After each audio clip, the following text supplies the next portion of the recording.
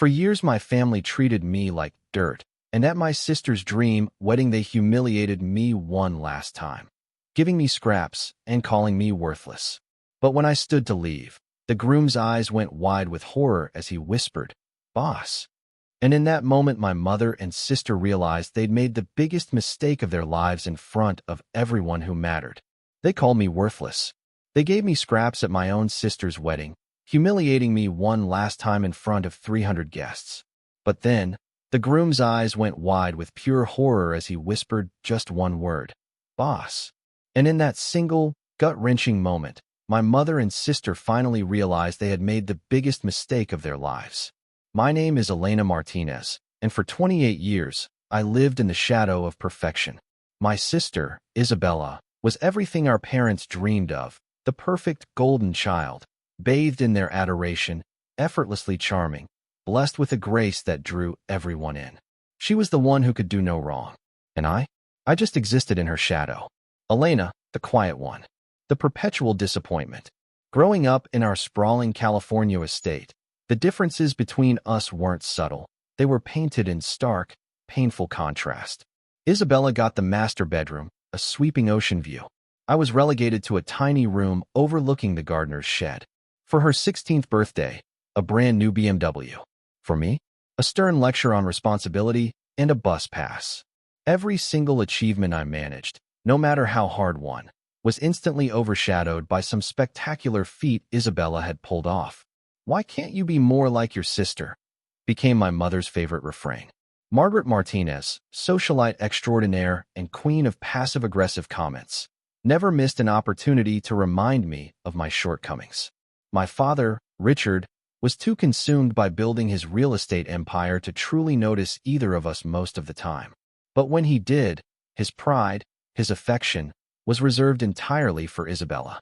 The pattern continued through college. Isabella enrolled in a prestigious private university, fully funded, naturally, to study fashion design. I, on the other hand, worked 3 jobs, clawing my way through state school, studying business and computer science, fueled by ramen noodles and sheer, unyielding determination. When Isabella dropped out junior year to pursue modeling, it was celebrated as following her dreams. When I cautiously suggested taking a semester abroad, I was told it was an unnecessary expense. But I had a secret.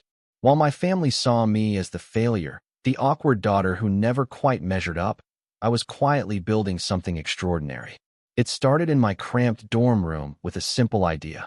What if there was a better way to connect talented freelancers with the clients who desperately needed them? What began as a college project grew into something bigger, something that would change everything. Talent Bridge was born out of my own frustration and a deep-seated necessity. I'd watched countless brilliant people struggle to find work while businesses fumbled, searching endlessly for skilled freelancers. The existing platforms were clunky, expensive, and frankly, unfair to everyone involved. I knew, with every fiber of my being, that I could do better. So while Isabella was posting glamorous Instagram photos from fashion weeks and charity galas, I was coding 18-hour days, living on coffee and pure, unadulterated grit. My tiny apartment transformed into mission control for what would eventually become one of the fastest-growing tech companies in the country. I learned everything: programming, marketing, finance, legal structures. Every single rejection from investors, every sleepless night, every moment of doubt, it all just fueled my determination further. The breakthrough came when a major corporation used Talent Bridge to find developers for a critical project, saving them millions and weeks of recruitment time. Word spread like wildfire through Silicon Valley.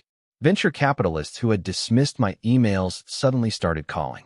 Tech magazines that had never heard of Elena Martinez suddenly wanted interviews. But I kept it quiet, painfully quiet. You see, every family gathering was a stark reminder of my place in the hierarchy. Isabella would regale everyone with stories of her latest photo shoot or the celebrities she'd met at some exclusive event. Recently, she'd started dating Marcus Thompson, a handsome architect from a good family, and our parents couldn't have been more thrilled. He was everything they wanted in a son-in-law: successful, charming, from the right background. Meanwhile, when anyone bothered to ask about my work, I'd simply say I was doing some consulting in tech. It wasn't technically a lie, but it certainly wasn't the whole truth. The whole truth was that Talent Bridge was being valued at over $200 million, and I owned 70% of it. The whole truth was that Marcus Thompson's architecture firm was one of our biggest clients, and he reported directly to me through our platform. Marcus had absolutely no idea. To him, I was just Isabella's awkward little sister who worked with computers. We'd exchanged maybe 50 words total across 2 years of family gatherings. He was always polite but distant, his attention understandably focused on my radiant sister. By the way, if you're still with me and hanging on every word, make sure to hit that subscribe button. More unbelievable stories are coming. The engagement announcement came during Christmas dinner. Naturally, Isabella had orchestrated the entire evening like a Broadway production, complete with champagne, a photographer, and our mother's theatrical tears of joy. Marcus had proposed with a ring that probably cost more than most people's cars, and the wedding planning began immediately. It's going to be the event of the season. Isabella gushed, scrolling through Pinterest boards. 300 guests, the country club, a 10-piece orchestra. Marcus knows everyone who matters in the city. I smiled and nodded appropriately, offering to help where I could. Of course, my offers were politely declined. Isabella had already chosen her maid of honor, her best friend from modeling, her bridesmaids, 6 of her closest friends, even the flower girl. There wasn't really a place for me in the wedding party. I would simply be invited to sit with the family. The months leading up to the wedding were a whirlwind of dress fittings. None for me. Venue visits. I wasn't invited, and constant updates about details I had no input on. Isabella's world was expanding into something magnificent, while I remained on the periphery, watching. During this same time, Talent Bridge was absolutely exploding. We had just closed a Series B funding round that valued the company at over $400 million. I was being featured on magazine covers, speaking at conferences, and building a team of over 300 employees. But at family dinners, I still metaphorically sat at the kids' table. The irony wasn't lost on me. Marcus's firm, Thompson & Associates, had become one of our platform's biggest success stories. They'd found over 60 freelance architects, designers, and project managers through Talent Bridge, scaling their business by 300% in just 18 months. Marcus himself had praised the platform in industry publications, calling it revolutionary and the future of professional networking. He had no idea he was complimenting his future sister-in-law. The morning of Isabella's wedding dawned perfect and golden, like everything else in her life. The country club was transformed into a fairy tale setting with white roses and crystal everywhere. I arrived early, wearing a simple navy dress I'd bought off the rack, a stark contrast to the designer gowns that would fill the venue later. As family, I was supposed to get ready with the bridal party, but space was limited in the bridal suite. So, I found myself in a small side room, doing my own hair and makeup, listening to the peals of laughter and champagne toasts from next door. "Elena," my mother called out around noon. "Come help with the seating arrangements. We've had some last-minute changes." The seating chart was a masterpiece of social hierarchy, and I found myself relegated to table 12, far from the family table, squeezed between my great-aunt, who couldn't hear very well, and some distant cousins I'd met twice. Meanwhile, Isabella's influencer friends occupied prime real estate near the head table. "I think there might be a mistake," I said carefully, pointing to my name in the far corner. My mother barely looked up from her clipboard. "No mistake.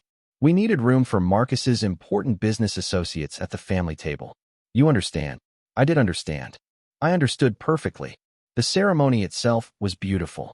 I had to admit, Isabella was radiant in her custom gown, and Marcus looked genuinely happy. I watched from my designated spot in the back rows as they exchanged vows, promising to love and support each other. Part of me, the part that still hoped for my family's acceptance, felt a genuine flutter of happiness for them. But that feeling was short-lived. The reception was in full swing when the dinner service began. Table after table was called up to the elaborate buffet, starting with the head table and meticulously working through the social hierarchy. The family table went second, the important business associates third, and so on. Table 12 was called last. By the time I reached the buffet, the elegant spread had been picked over pretty thoroughly. The perfectly arranged salmon was mostly gone, replaced by scattered remnants. The roasted vegetables were sparse, and the signature pasta dish was down to the final scraping. I took what I could find, arranging the remnants on my plate with as much dignity as I could muster. As I walked back to my table, balancing my plate of leftovers, I passed the head table where my family was dining on perfectly prepared portions, laughing at some story Isabella was telling. "Elena," my mother's voice cut through the laughter, stopping me in my tracks. The conversation at nearby tables quieted as people turned to look. "I see you found something to eat." Her tone was light, conversational, but I knew that tone. It was the one she used just before delivering a perfectly aimed blow. "Yes," I replied simply, not trusting myself to say more. "Well," she continued, her smile sharp as crystal, "I suppose a useless child deserves leftovers." The words hit like a physical blow. Around us, conversation stopped entirely. A few people gasped softly. Isabella looked momentarily uncomfortable, but then she smirked that small, superior smile I'd known my entire life. "Pathetic," she whispered, just loud enough for the surrounding tables to hear. For 28 years, I had endured comments like this. 28 years of being diminished, dismissed, and degraded. 28 years of smiling and taking it, of being the bigger person, of hoping that someday I would be enough for them to love.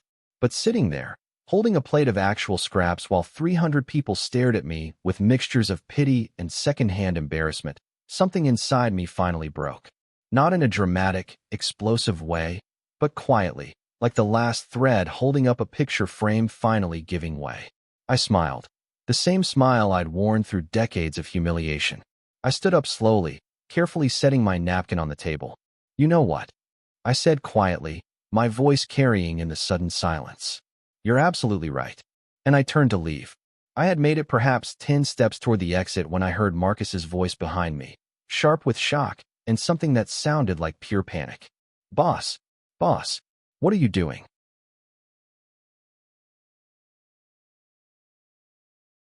Here, the word hung in the air like a bomb that hadn't exploded yet.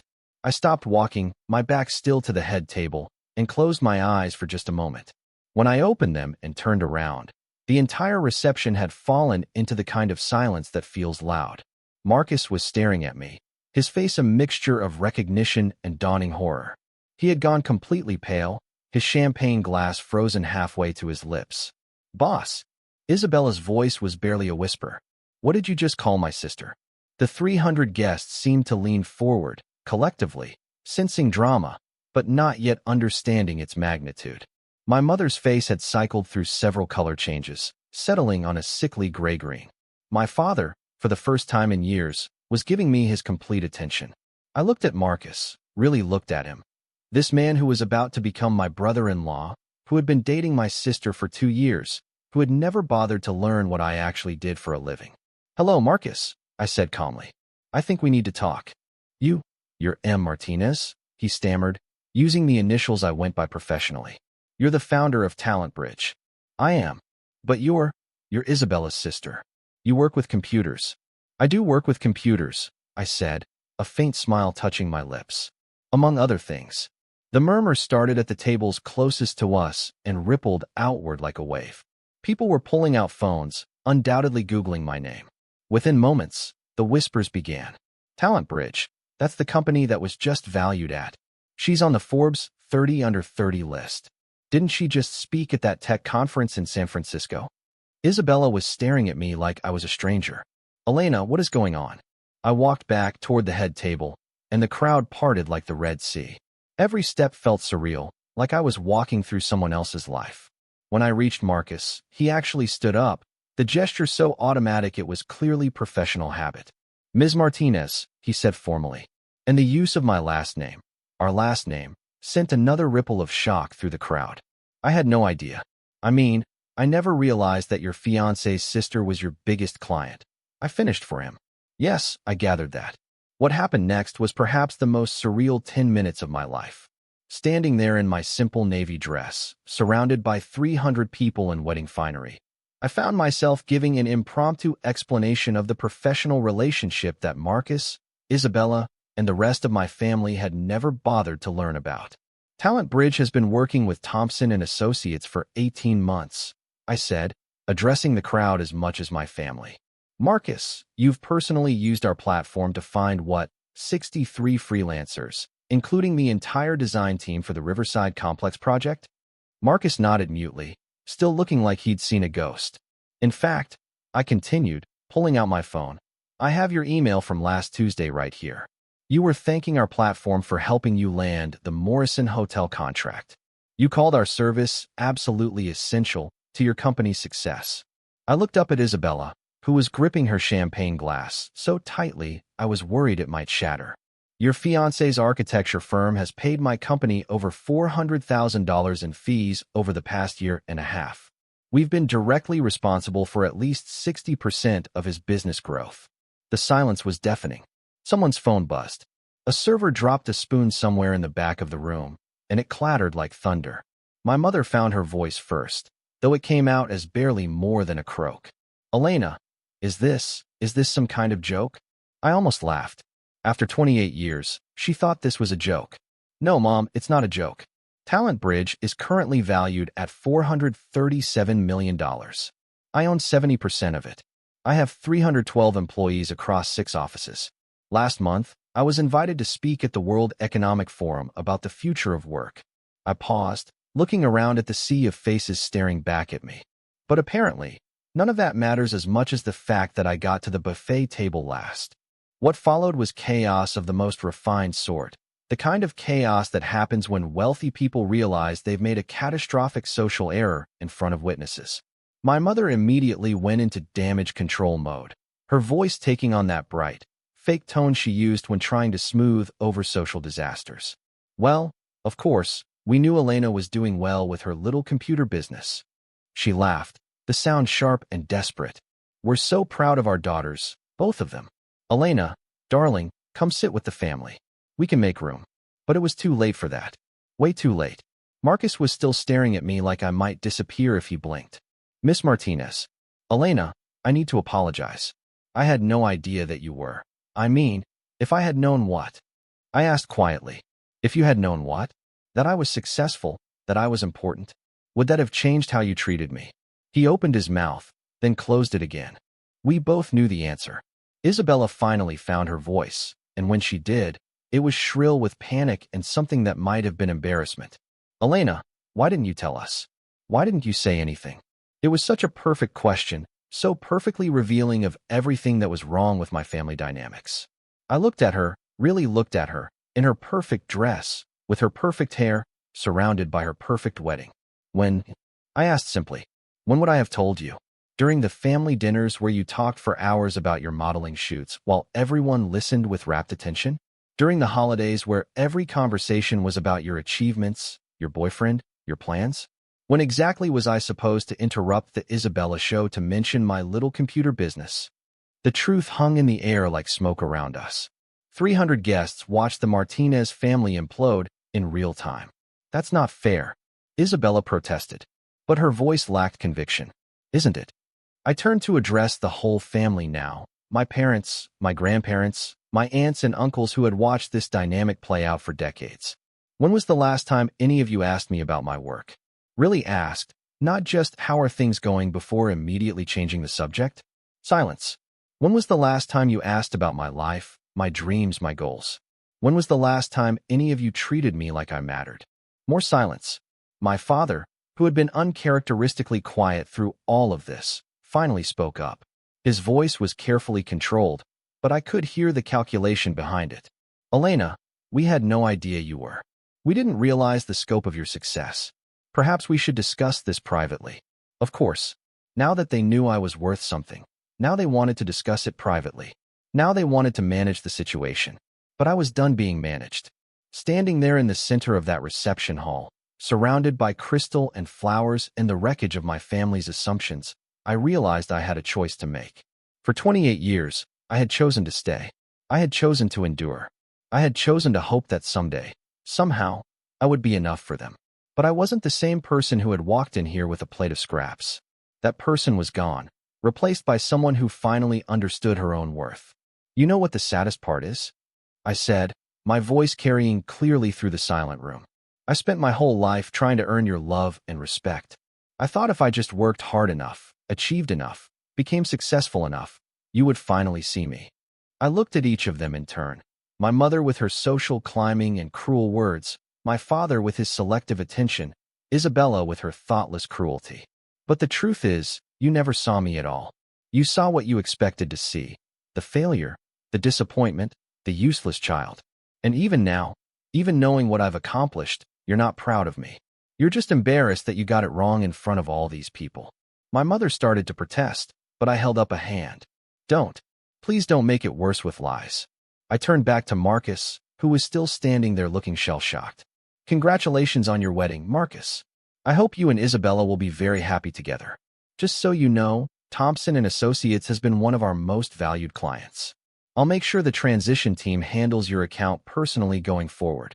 Transition team? He asked weakly. I won't be your primary contact anymore. Conflict of interest, you understand. I started walking toward the exit again, and this time, no one tried to stop me. But as I reached the edge of the dance floor, I heard Isabella's voice, smaller and more vulnerable than I'd ever heard it. Elena, wait. I stopped but didn't turn around. I'm sorry, she said, and for the first time, she sounded like she meant it. I'm really, really sorry. I closed my eyes for a moment, feeling the weight of all those years, all those small cruelties and casual dismissals. Part of me wanted to turn around, to accept the apology, to try one more time. But I was tired. So incredibly tired of being the one who forgave, who understood, who made excuses for their behavior. I know you are, I said without turning around. But sorry doesn't undo 28 years, Isabella. Sorry doesn't make me forget what you all really think of me. And with that, I walked out of my sister's perfect wedding and into the rest of my life. The evening air was cool against my face as I stepped outside the country club. The parking lot was filled with luxury cars, and valets scurried around, managing the overflow. I stood there for a moment, breathing deeply, trying to process what had just happened. Excuse me, are you Elena Martinez? I turned to find a man approaching from the valet stand. He was tall with dark hair and kind eyes, wearing a navy suit that looked expensive but not flashy. There was something familiar about him, but I couldn't place it. Yes, I said cautiously. After what had just happened inside, I wasn't sure I was ready for another confrontation. I'm David Chun, he said, extending his hand with a warm smile. I was inside for the reception. I'm a friend of, well, I was supposed to be a friend of the groom, but after what I just witnessed, I'm not sure how I feel about that. I shook his hand, still trying to place him. Do we know each other? We've corresponded by email quite a bit, actually. I run Chun Digital Marketing. We've been using Talent Bridge for about 8 months now. Recognition dawned. David Chun. We'd exchanged dozens of emails about his company's expansion, their need for graphic designers and social media specialists. He'd been one of our most enthusiastic clients. Of course. I'm sorry, I didn't recognize you. I managed a small smile. Though, I have to say, this isn't exactly how I imagined we'd meet in person. No, I imagine not. His expression was serious. Now, I have to tell you, what I just saw and there was absolutely appalling. The way your family treated you. You don't have to. No, I do have to. He interrupted gently. I've been following your work for over a year now. Talent Bridge has revolutionized how small businesses find talent. You've created something incredible, and the fact that your own family couldn't see that, he shook his head, genuinely angry on my behalf. How do you know Marcus? I asked, curious despite everything. College roommates, he said with a grimace. Honestly, after tonight, I'm questioning a lot of things about him. I mean, how do you date someone for 2 years and not know what their sister does for a living? How do you use a service professionally and not realize the founder is sitting at your family dinners? It was a good question, one I'd been asking myself for months. Can I ask you something? David continued. Why didn't you ever say anything? I mean, you could have mentioned it at any point. I considered the question, the same one Isabella had asked inside. Would you believe me if I told you I tried? Not directly, but I tried to share my successes with them. Every time I started to talk about work, about talent,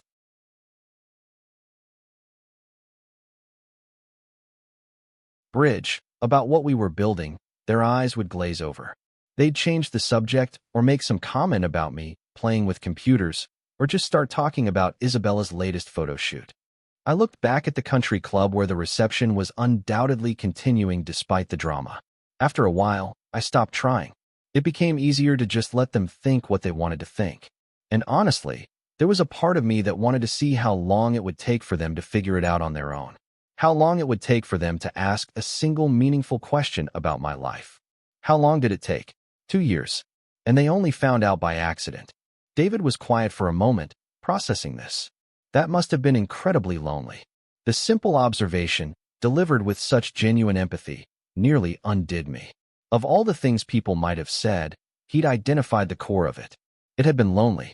Devastatingly, crushingly lonely. It was, I admitted, my voice barely above a whisper. Listen, David said after a moment. I know this is probably the last thing you want to think about right now, but I'm supposed to be staying at a hotel about 10 minutes from here. There's a nice bar in the lobby, very quiet.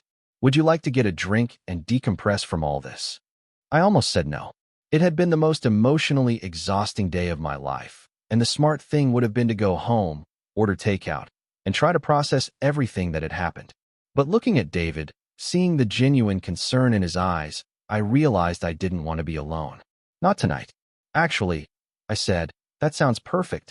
The hotel bar was everything he'd promised. Quiet, dimly lit, with comfortable leather chairs and a bartender who seemed to understand the value of discretion. We found a corner table away from the few other patrons, and David ordered a scotch while I opted for wine. So, he said, once our drinks arrived, I have to admit, I'm curious about something. Talent Bridge is incredibly successful. You're worth hundreds of millions of dollars. Why were you even at that wedding? Why subject yourself to that kind of treatment? It was a fair question, and one I'd been asking myself for months leading up to Isabella's wedding. Family is complicated, I said finally. No matter how successful you become, no matter how much you achieve, there's still this part of you that wants the people who raised you to be proud of you, to love you, even when they treat you like garbage. Especially then. I took a sip of wine, considering how to explain something I wasn't sure I understood myself. I kept thinking that if I just proved myself enough, if I just achieved enough, they would see me differently. That one day I would wake up and be the daughter they wanted instead of the disappointment I'd always been. But they never saw your achievements. No. And the crazy part is, I made it easy for them not to see. I didn't put my name on press releases. I used my initials professionally. I kept a low profile. Part of it was strategic. I didn't want the attention. But part of it was, I don't know, shame, maybe.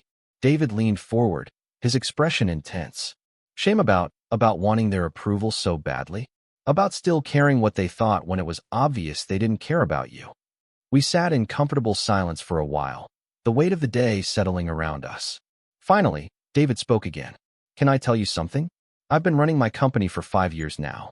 I've worked with hundreds of platforms and service providers. But Talent Bridge is different. It's not just about the technology, though that's impressive enough. It's about the philosophy behind it. What do you mean? You built something that empowers people. Freelancers who were struggling to find work, small businesses that couldn't afford big recruitment agencies. You created opportunities for people who were overlooked by traditional systems. He paused, studying my face. Maybe that's because you knew what it felt like to be overlooked. The observation hit me like a physical blow. I had never made that connection before, but he was absolutely right. Every feature we'd built into Talent Bridge, every policy we'd implemented, every decision we'd made had been informed by my own experiences of being underestimated and dismissed. I never thought about it that way, I admitted. Well, maybe you should. Because what happened tonight, that wasn't about you not being good enough. That was about them being too small-minded to recognize greatness when it was sitting right in front of them. We talked until nearly midnight, our conversation ranging from business philosophy to family dynamics to the strange turns life can take. David was easy to talk to, with the kind of sharp intelligence that I'd learned to appreciate in the business world, but had never expected to find in someone connected to my family's social circle. I have to ask, I said, as we were finishing our second round of drinks. How did you end up friends with Marcus? You seem different. David laughed, a self-deprecating sound. College roommate situation. You know how it is. You get thrown together as 18-year-olds and somehow maintain the connection even when you grow in different directions. Though, I have to say, watching him tonight made me realize just how different our directions have been. What do you mean? Marcus is a good architect, I'll give him that. But he's always been focused on status, on appearances, on being part of the right crowd. Tonight, watching him panic when he realized you were successful, watching him immediately shift into damage control mode. It was pretty revealing. He was protecting Isabella, I said, though even as I said it, I wasn't sure I believed it. Was he? Or was he protecting himself? Think about it. He's been building his business using your platform for over a year. His success is directly tied to your company, and he never bothered to learn that the founder was going to be his sister-in-law. What does that say about him as a person? It was a harsh assessment, but not an unfair one. Marcus had been happy to benefit from Talent Bridge's services while treating its founder like an irrelevant afterthought at family gatherings. You know what the really crazy part is? I said, swirling the wine in my glass. I actually liked him. Before tonight, I thought he was good for Isabella. He seemed to genuinely care about her, and she was happy. Maybe he does care about her. But caring about someone doesn't excuse willful ignorance about their family. And it certainly doesn't excuse standing by while your future mother-in-law humiliates your future sister-in-law in front of 300 people. The truth of that statement settled over me. Marcus hadn't just failed to recognize my professional success. He'd failed to stand up for me as a person. Even if he'd thought I was just Isabella's sister who works with computers, I was still going to be family. The way I'd been treated tonight should have bothered him on a basic human level. I think, I said slowly, I've been making excuses for all of them for a very long time. Probably because you're a fundamentally decent person who assumes other people are too, David observed. It's actually one of the things that comes through in your business philosophy. Talent Bridge succeeds because it assumes the best in people. That freelancers want to do good work, that businesses want to treat people fairly. And sometimes that assumption is wrong. Sometimes. But that doesn't mean you should stop making it. It just means you should be more selective about who deserves the benefit of the doubt. As David walked me to my car, a modest sedan that probably cost less than Isabella's shoes, my phone rang. The caller ID showed Isabella's name, and for a moment, I considered letting it go to voicemail. Answer it, David encouraged. You'll always wonder what she wanted to say. I accepted the call and put it on speaker. Elena. Isabella's voice was small, shaky. Elena, please don't hang up. I'm here. God, I don't even know where to start. The reception is basically over. Half the guests left after you did. Mom is locked in the bathroom crying. Dad is furious. And Marcus? She trailed off. What about Marcus? He's been pacing around, asking everyone if they knew. If they knew about Talent Bridge, about how successful you are.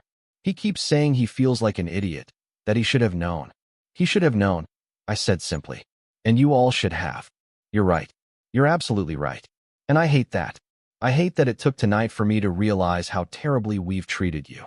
I could hear the genuine emotion in her voice. But I'd heard Isabella cry before. She was very good at it, very convincing. The question was whether this time was different. Isabella, no. Please let me finish. I need to say this. She took a shaky breath. I was jealous of you. That stopped me short. Jealous of me? You were always so smart, so focused. Even when we were kids, you had this inner strength. You never needed anyone's approval to know who you were. And I guess I resented that because I've spent my whole life trying to be what everyone else wanted me to be. David was watching me intently, and I could see the skepticism in his eyes. But something in Isabella's voice made me listen. When you started talking about your work, about technology and business, I didn't understand it. It made me feel stupid. So, I just dismissed it, made it seem less important than what I was doing. And Mom and Dad went along with it because my stuff was easier to understand, easier to brag about to their friends.